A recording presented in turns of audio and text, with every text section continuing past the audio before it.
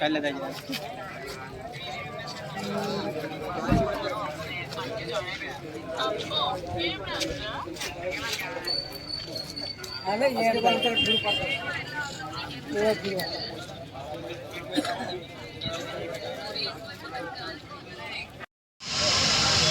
లేనేలేము, మాకు లేనేలేము. మొత్తం మాలోళ్ళు మమ్మల్ని బతకనిస్తారు, మాలోళ్ళు మమ్మల్ని బతకని రెండు మా నాయన నాకు ఏమైనా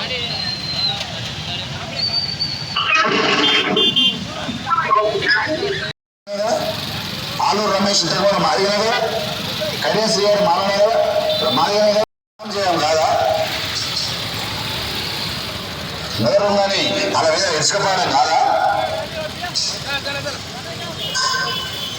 అసలు ఏం చెప్తారంటే లేరు. నేను నల్గొండ పోతే ఎవరుండరా? ఇక తుంగతుర్తి ఎమ్మెల్యే ఎవరు? అద్దెకి దయాకర్ ఉన్నాడు. తుంగతుర్తి 2 సార్లు పోటీ చేసి ఓడిపోయాడు. ఇక తయారు ఉన్నదానికి మన ఈయన పేరు మధురస్వామి గెలిచి ఎవరు? మధురస్వామి ఎవరా? మాదిగానే కదా.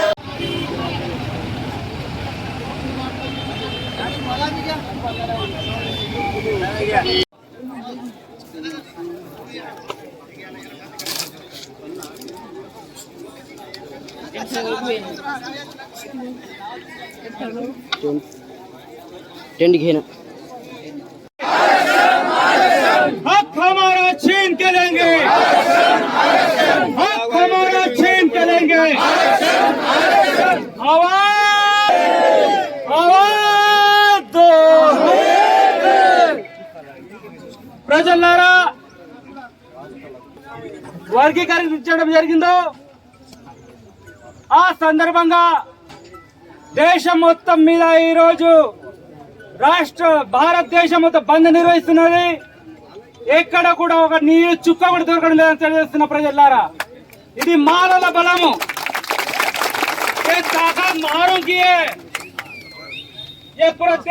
ఉంటాయి. అదే విధంగా మన రాష్ట్రం నుంచి నేషనల్ నుంచి ఏవైతే ఆదేశాలు వస్తాయో దానికి పాటించుకుంటూ మనం ముందుకు వెళ్ళాలి. ప్రజలారా, ఇంకోటి విషయము, మనం ప్రతి శాంతియుతంగా చేస్తున్నాం, శాంతియుతంగా చేద్దాం. ఏదైతే బిల్లు ఉందో మనం శాంతియుతంగానే మనము దీన్ని రద్దు చేద్దాం. అదే విధంగా మనకు భారతదేశంలో మొట్టమొదటిగా స్పందించింది మన బహన్ మాయావతి గారు. రెండవది మన చిరాగ్ పాస్వాన్ గారు. అదేవిధంగా మన యుగ పురుషుడు, ఈ రోజులో నిజంగానే ఒరిజినల్ మర్ది తనకి అంటారు, అతనే రావణ్, చంద్రశేఖర్ ఆజాద్ రావణ్. నిజం తనమే ఒక ఎంపీ ఉండి తన ఎంపీ కాను, నేను ప్రజల మనిషి, నేను ఎస్సీ వర్గీకరణ వ్యతిరేకంగా ఉన్న మనిషిని, రాజ్యాంగంతో నడిచే మనిషి అని చెప్పిండు. అదేవిధంగా మన ఉమ్మడి ఆంధ్రప్రదేశ్ లో ఈరోజు హర్ష్ కుమార్ గారు సమయం వస్తే నేను కాంగ్రెస్ పార్టీ నిలిచిపెడతా అని చెప్పిండు. ఈ రోజు మీరు ఉన్నారు, మేమున్నాం. ప్రజలారా, మన సమాజం కంటే పెద్దలు ఎవరు లేరు. సమాజం కొంచెం జరిగిపోయిందా, మీకు కుక్కలు కూడా కానాలని తెలియజేస్తున్నా. ప్రజలారా, కూడా నీళ్ళ బొట్టు దొరకట్లేదన్న విషయం చెప్తున్నాను. మీరు లైవ్ వీడియో చూడండి. కావున ఇక్కడ ఇప్పుడు మనం ఇక్కడ నాకు తెలిసి 2-3 వేల మంది ప్రజలు ఉన్నారు. ఇంకా కాబోయే కొన్ని రోజుల్లో బైంసాల పెద్ద బహిరంగ సభ కూడా పెట్టబోతున్నాం. ఇక్కడ ప్రభుత్వ ఉద్యోగుల సహకారం ఉంది. మరియు ఎవరైతే ఎంప్లాయ్మెంట్ ఉంది, కొంత డబ్బు ఉండి మేము రాలేము అనేసి కొంత దానం ఇస్తున్నారు. మా దగ్గర మంచి డబ్బు జమ అయింది, ఎలాంటి మన భయాలు లేవు. కావున ప్రజలారా, ఇప్పుడు మనం ఆర్థికంగా బలపడుతున్నాము. ఇక్కడ యూనిట్ మనది కావాలి కనుక యూనియన్ గా ఉందాం, మనం పోరాడుదాం. ఇక్కడ తక్కువ నాకు తెలిసి వచ్చే నెలలు కావచ్చు పెద్ద బహిరంగ సభ ఉంటుంది. ఆ బహిరంగ సభలో మేము 100% రావణ్ను బయటకు తీసుకువచ్చే ప్రయత్నం మాత్రం చేస్తున్నాం. రావణ్ గారు అయితే వస్తున్నారు. మన ఉమ్మడి రాష్ట్రం పులి హర్ష్ కుమార్ గారు ఆల్రెడీ చెప్పేశారు, మీరు పిలిచిన 2-3 గంటల బయటలు ఉంటాయని చెప్పేశారు హర్ష్ కుమార్ ఎంపీ గారు. అదేవిధంగా ఇప్పుడు మన ఎంపీలో ఒక్కొక్కరు బయట వస్తున్నారు. వాళ్ళు కూడా చెప్తున్నాం, బయట మీ భవిష్యత్తు మా చేతిలో ఉన్నది. ఇప్పుడు మాకు మీరు సపోర్ట్ ఇవ్వలేరు అనుకోండి, మీరు రోడ్డు మీద రావాల్సిందే. నెక్స్ట్ మీరు ఉండరు, మా ఈ రాష్ట్రం యొక్క యువకులే ఉంటారు. సభ దీని తర్వాత ఉంటది, ర్యాలీ తర్వాత సభ. అయితే ప్రజలారా, మనం ఇక్కడ శాంతి ర్యాలీ మాత్రమే. మనం ఎవరు కూడా ఎక్కడైనా ఏమైనా ఇలాంటి ఇన్సిడెంట్లకు పాల్పడితే ఎవరికి వాళ్ళు బాధ్యులు ఉంటారు. అది కూడా చెప్తున్నా. మనం శాంతియుతంగా పోరాడుతున్నాం, శాంతియుతంగా పోరాడదాము. ఈ శాంతియుతంగానే ఈ బిల్లును కూడా రద్దు చేద్దాం. అద్దంకి దయాకర్ గారు కూడా మనకు తెలియడం ఏమిటంటే, మీరు యూనిటీగా ఉండండి, నా మద్దతు ఉంది అని చెప్పారు. ఇంకా మన పెద్ద పెద్ద రాజకీయ నాయకులు ఉన్నారు, వాళ్ళ ఇక్కడ పేరు మనం ఇక్కడ పలకరించడం బాగుండదు కనుక మనం శాంతిగా వెళ్తాము, శాంతిగా ఈ కార్యక్రమాన్ని ముగించుకుందాము. ఈ కార్యక్రమం కంటిన్యూ నడుస్తూనే ఉంటుంది. ఇప్పుడు మరి లోకేశం మండల్, కుంటల మండల్, తానూర్ మండల్, ముదోల్ మండల్, బాసర్ మండల్, కుబీర్ మండల్, మొత్తం 7 మండల ప్రజలు కూడా రాబోతున్నారు. అక్కడ కూడా అందరూ బంద్ పాటించి అందరు బయలుదేరాలి. వాళ్ళు కూడా వేల సంఖ్యలో కొన్ని క్షణాల్లో ఇక్కడ రాబోతున్నారు. అప్పటి వరకు ఎస్సీ వర్గీకరణ విఠల్ కామ్లే గారు మాట్లాడుతుంది మనం చేస్తున్నాం. భారత్ బంద్ కు పిలుపు ఎందుకు ఇవ్వడం జరిగిందంటే, మీ అందరికీ కొందరికి తెలుసు, కొందరికి తెలియదు. ఇప్పుడు ఏ రోజు భారతదేశంలో జరుగుతున్నటువంటి సంఘటనలు, భారతదేశంలో చేస్తున్నటువంటి కార్యక్రమాలు ఏవైతే ఉన్నాయో ఆ కార్యక్రమాలని దృష్టిలో పెట్టుకొని ఈరోజు మన దళిత సంఘాలు, వివిధ రాజకీయ పార్టీలు, మేధావులు, ఉద్యోగస్తులు అందరు కలిసి భారత్ బంద్ కి పిలుపునివ్వడం జరిగింది. మేము కూడా బైన్సా డివిజన్ లో ఉన్నటువంటి ఎస్సీ వ్యతిరేక పోరాట సమితి ఆధ్వర్యంలో మేము వివిధ మండలాలతో పాటు మేము కూడా ఈ రోజు బైన్సాను మనకు ర్యాలీని విజయవంతం చేయవలసిందిగా మీ అందరికీ కోరుచున్నాం. ఎందుకంటే గుర్తుపెట్టుకోండి, ఆగస్టు 1వ తారీఖు రోజున అన్నభావ్ సాఠే జయంతి రోజు మనం ఏదైతే అనుకున్నటువంటి సంఘటితంగా ఉండాలన్న బాబాసాహెబ్ అంబేద్కర్ యొక్క ఆలోచన విధానాన్ని, ఆనాడు బాబాసాహెబ్ అంబేద్కర్ తన పడ్డ కష్టాలని, తన పడ్డ ఇబ్బందులని నా జాతికి రాకూడదు, నా ఉన్నటువంటి నా ప్రజలకు రాకూడదని ఆ రోజు పడ్డటువంటి కష్టాలను దృష్టిలో పెట్టుకొని ఉన్నటువంటి నా జాతి ప్రజలు ఎవరైతే ఉన్నారో వాళ్ళందరూ రాజకీయంగా, ఆర్థికంగా, అదేవిధంగా మనకు విద్యాపరంగా అన్ని రంగాలలో అభివృద్ధి కావాలనని బాబాసాహెబ్ అంబేద్కర్ రాజ్యాంగం రాస్తున్న తరుణంలో మన ఒక మాల జాతి, ఒక దళిత జాతికే కాదు, భారత రాజ్యాంగంలో 340 ఆర్టికల్ ప్రకారం 7%, అదేవిధంగా 341 అధికరణ ప్రకారం ఎస్సీలకు 15% రిజర్వేషన్లు కల్పించడం జరిగింది. 342 ప్రకారం ఎస్టీలకు 7.5 రిజర్వేషన్ కల్పించడం జరిగింది.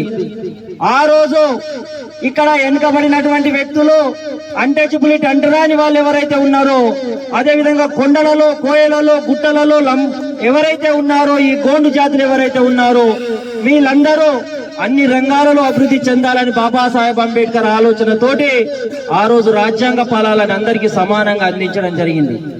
మిత్రులారా, ఈరోజు ఈ పరిపాలిస్తున్న ప్రభుత్వాలు మనకు ఏళ్ళ కాకుండా 341 రాజ్యాంగంలో మనకు పొందుపరిచినటువంటి 15% రిజర్వేషన్లను ఈ రోజు మన దగ్గర ఉన్నటువంటి భారతదేశంలో 1500 కులాలు, భారతదేశంలో 1500 కులాలు ఏబిసిడి వర్గీకరణ కోసం నేను పోరాటం చేస్తున్నా.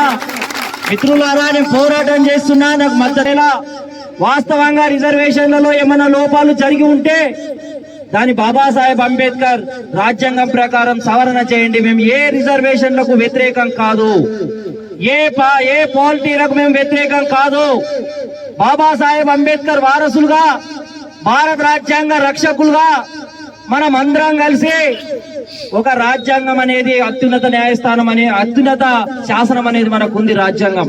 ఆ రాజ్యాంగాన్ని ఫాలో కాకుండా రాజ్యాంగాన్ని తుంగలో దొక్కుతూ రాజ్యాంగాన్ని కూని చేసే విధంగా ఈ రోజు 341 అధికరణను పార్లమెంట్ లో ప్రవేశపెట్టి దాన్ని సవరించకుండా బిల్లు ఆమోదం పొందకుండానే డైరెక్ట్ గా నరేంద్ర మోడీ ప్రభుత్వం ఈ రోజు బీజేపీ ప్రభుత్వం పెద్దన్న చిన్నన్న అని హైదరాబాద్ లో జరిగినటువంటి సభలు అమలుకొని ఈ రోజు దళితులను వేరు చేయడం అనేది జరిగింది. మిత్రులారా, ఈ రోజు రిజర్వేషన్ల వల్ల మనకు నష్టం ఉన్నదా లాభం ఉన్నదా పక్కన పెడితే రాజ్యాంగాన్ని కూని చేసే ప్రయత్నం చేస్తున్నారు.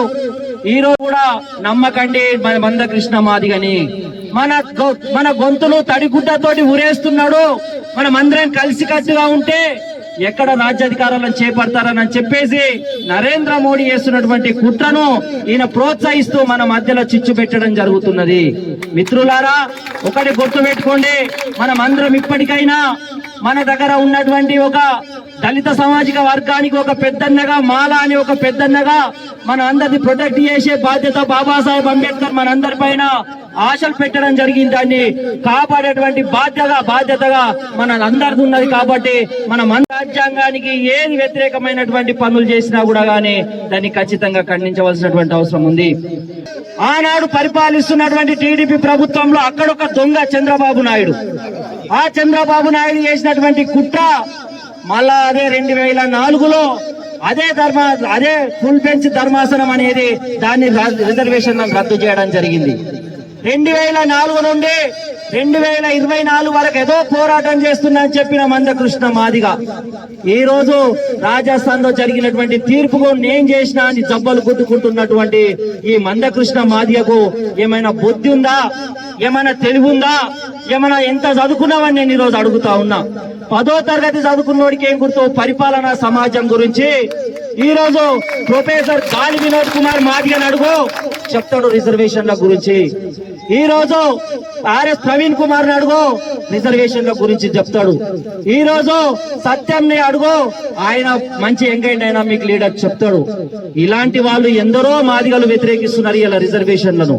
కానీ మందకృష్ణ మాదిగ బీజేపీ కమ్ముడు కోసం మనల్ని తాకట్టు పెడుతున్నాడు. మనం ఎప్పటికీ ఆ రోజు ఇచ్చినటువంటి రద్దయిన తీర్పు మళ్ళా బీజేపీ ప్రభుత్వం 7 రాజ్యాంగ ధర్మాసనం చేసి మళ్ళీ రిజర్వేషన్ తీర్పుని ఇచ్చి ఇలా దళితులను విడగొట్టడం జరుగుతున్నది. ఇంకా తీర్పు రాలేదు మిత్రులారా. మనం అందరం పండుకొని నిద్రపోతే మన పిల్లల భవిష్యత్తు నాశనం అయిపోతుంది. మన దగ్గర వచ్చిన వాళ్ళందరి ఎట్లయినా అయిపోయింది. మనం అంత దాదాపు చాలా మంది ఉన్నారు 30 సంవత్సరాలు దాటిన వాళ్ళు.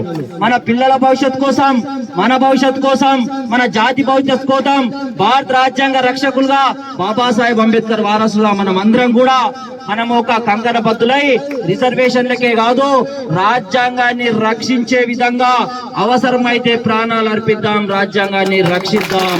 దాని ముందు యువకులు వ్యసనాలకు బానిస కాకుండా, ఫోన్లకు బానిసలు కాకుండా నిద్రపోతే మనని నిద్రపుచ్చుతున్నారు. ఖచ్చితంగా లేచి పోరాటం చేయవలసినటువంటి అవసరం ఉంది. పిల్లల భవిష్యత్ కోసం ముందు మనం అందరం కూడా ఈ శాంతియుతమైనటువంటి ర్యాలీ నిర్వహించి ఏటంటి ఆటంకాలు కలగకుండా స్లోగన్స్ కూడా మాలా కాదు మనది మాలా కాదు, మనం అందరికీ సమానమే, అందరికీ పెద్దన్నగా భావించి మనం అందరము మన జై భీమ్ అనేది ఎప్పటికీ మన నరనరాలలో ఉంటది. దాన్ని అనవలసిన అవసరం లేదు. జై భీమ్ అనేది మన నర బ్లడ్ లో పుట్టినప్పుడే బ్లడ్ లోనే ఉంటది జై భీమ్ అనేది. దాని కాదు మన కాన్సెప్ట్ ఏంది, ఇప్పుడు మనం ఎందుకు చేస్తున్నాం ఆ నినాదాలు. ఏబిసిడి వర్గీకరణ వద్దు, అదే విధంగా మనం అందరం కలిసి ఉండడం వద్దు, అదే విధంగా సుప్రీంకోర్టు ఇచ్చినటువంటి వర్గీకరణ వెంబడే రద్దు చేయాలి. ఈ శ్లోకాలతోటి ఇతరులకు సమాజానికి ఆటంకం కలిగించకుండా మనం అందరం ర్యాలీ తీసి మనం అందరం విజయవంతం చేయవలసిందిగా మీ అందరికీ ప్రత్యేకమైనటువంటి జై భీములు తెలియజేస్తున్నాను. జై భీమ్, జై బుద్ధ, జై భారత్. ఉపాధ్యక్షులు బైంత అగ్రికల్చర్ మార్కెట్ మాజీ చైర్మన్ గౌరవ శ్రీనివాస్ గారు మాట్లాడుతుందిగా మనవి చేస్తున్నాను.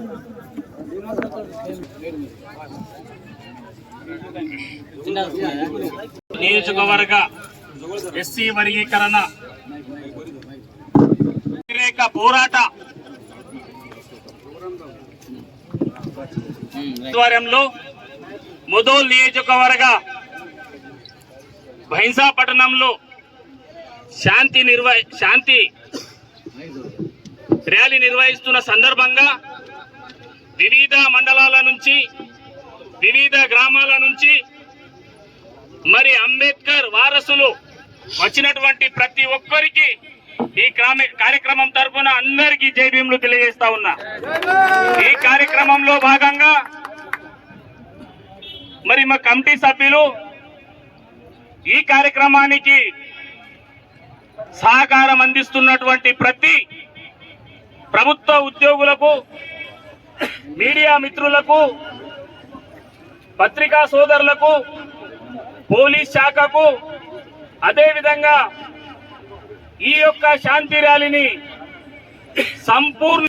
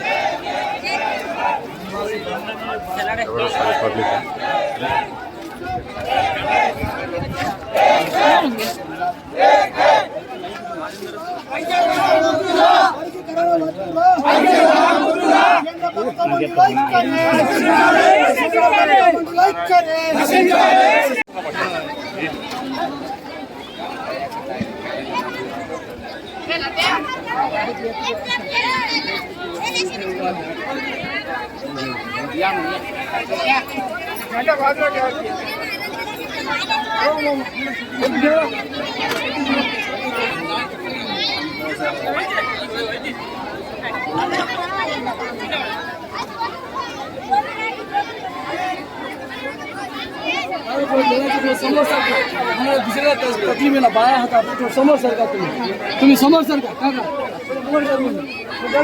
चांगलं जेवा.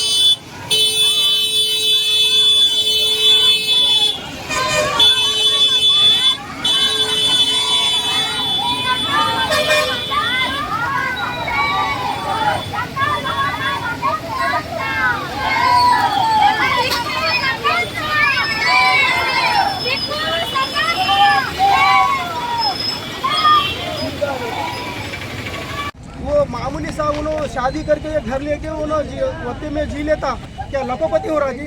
अगर तुम्हारे में दम है मोदी जी, तुम्हारे में दम है अगर तो ये भी करो। फिर अब एक पहला एमएलए के लिए एक बार जीतता, सेकंड टाइम नहीं देना चाहिए। अरे वो सब ऐसा करना है तो क्या गरीबों के ऊपर अन्याय अत्याचार करने का सीखे आए? इसी के क्या पॉलिटिक्स कहीं को कहते हैं? अरे देश को बचाना पॉलिटिक्स कहते हैं, देश को जो है सो उन्नति करना पॉलिटिक्स कहते हैं। और एससी में तुम लोग अब इनमें झगड़ा लगा रहे। अरे मंदा कृष्णा मादिगा बोलता है कि अरे मैं हमारा पूरा वाटा ले गया। अरे कहीं का वाटा ले गया? 59 कास्ट है, 59 कास्ट में जो है सो तुमको 59 कास्ट में जो अगर मादिगा का रहे दो, चिंदलवार का रहे दो, चाहे बेगरी रहे दो, चाहे कोई भी रहे दो, अगर 50 एससी को माला को आए, अगर 51 को मादिगा को आए तो उनको चले जाता। हमारा वाटा लिए कहाँ से वाटा लिए? अब ये लोगों को कुछ समझता नहीं, कुछ नहीं, पूरे गुमराह करके कोर्ट में डाल के सभी लोग वोट बैंक बैलेंस के लिए आप लोग Modi ji vote bank balance के लिए जो है सो एससी समाज में आप लड़ाना चाहते हैं। अब ये ठीक बात नहीं है। अगर तुम आगे ऐसा करेंगे तो हम दिखला देंगे, तुम पार्लियामेंट में आए फायर भी नहीं रखे जैसा करेंगे हम। हाँ, सभी तो ये जो कोई बराबर नहीं है। अगर मैं कहना चाहता हूँ, अगर क्रिमिलियर करना है तो एक बार एमपी बना, एक बार एमएलए बना तो सेकंड टाइम उनको भी मत रखो। ऐसा नको, नहीं तो भारत देश में जो है सो इतने लाख इतने करोड़ी कमाना है, उसके बाद पैसा ही कमाना नहीं है। बोलो ये क्या देश में तमाशा बन रहा है? देश है ये क्या है? देश में देश का उन्नति करना है, सबके साथ सबका विकास, सबके साथ सबका विकास है कि एक में जो है सो छोटे समाज को बड़े समाज को एससी में झगड़े लगा के ये मचाना, तुम जनगणना ना कुछ भी नहीं है। अगर वैसा करना है तो मादिगा समाज में कितना % पड़े सो है? बाबा साहब अम्बेडकर हमको कलम दिए, हम पढ़ाई के पीछे चले गए। उन्होंने कोई भैंसा चराने, कोई बकरियां चराने, कोई इधर रहो फैक्ट्री में जाओ, इधर करो उधर करो, कुछ भी लेबर काम करो। अगर एजुकेशन में जाना है तो देखो एजुकेशन का पॉपुलेशन निकालो कि इनमें कितना है उनमें कितना है। मादिगा समाज में ज़्यादा से ज़्यादा, मैं उस्मान यूनिवर्सिटी में ये करा, ज़्यादा से ज़्यादा 5% से ज़्यादा नहीं है। मैं रिसर्च किया तो आप जो है सो हमारा वाटा वो चंद्रबाबू नायडू को एक काम नहीं है, उसको फुकट में क्या है अनट्रेड वालों को भी जब जॉब दे दिया। अरे अपने समाज में इतना जॉब आते हैं क्यों, तो अब ये करना बोल के पोराटम करना बोल के उन्होंने झगड़े लगा दिया। जिसका वोट बैंक बैलेंस उन्होंने देख लेता। भाई खुद से सोचना, आज भी जनगणना करो, वो उनकी 5% से 5-10% नहीं है, पढ़े से लोग ज़्यादा नहीं है, दूसरे काम में व्यस्त हो गए। हम एससी समाज माला समाज को जय भी बाबा साहब अम्बेडकर ने हमको कलम दिए, तुम पढ़ो लिखो संगठित बनो संघर्ष करो बोल के बोले। हम पढ़ने के पीछे सभी लोग, एक घर में 5 बच्चे भी है तो पढ़ने के पीछे लगे। तुम कहाँ पढ़ने के पीछे लगे? कोई इधर रहो, कोई उधर रहो, फैक्ट्री में काम करो, इधर करो उधर करो बोले। मोदी जी आपकी बात ये ठीक नहीं है। अगर तुम सही करना है तो अगर सच्चे से सोच लो, सभी को लेके चलो। जब तुम्हारा जय जयकार होगा